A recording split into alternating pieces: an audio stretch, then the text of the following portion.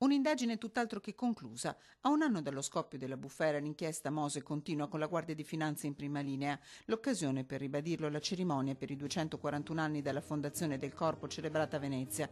Nel bilancio tratteggiato dei primi 5 mesi di lavoro delle Fiamme Gialle in Veneto resta la corruzione, uno dei principali filoni di intervento. 215 le persone denunciate, 39 gli interventi specifici per reati contro la pubblica amministrazione, controllati appalti pubblici per oltre 100 milioni di euro.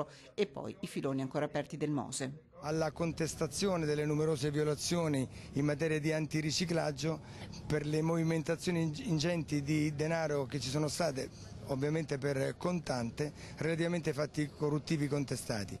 Ma non solo, l'inchiesta prosegue alla caccia delle tasse evase su proventi illeciti incassati. E poi ci sono ancora, tanto per far capire che l'indagine è ancora viva, su delega della magistratura contabile, quindi della Corte dei Conti, degli approfondimenti per il danno erariale determinato dall'alterazione dei costi nella gestione del Mose. Soldi coperti grazie a false fatturazioni, tutto il vaglio degli investigatori. Dal 1 giugno operativo a livello nazionale uno specifico nucleo anticorruzione, una sorta di braccio operativo del commissario nazionale Cantone. Nel Veneto ha avviato un'analisi di rischio. Siamo in collegamento con l'autorità nazionale e con il nostro reparto a livello centrale per far confluire questi dati in un piano più ampio che sia poi foriero e propedeutico allo sviluppo di attività investigative. Diciamo che il Veneto costituisce un po' anche un laboratorio su questa realtà.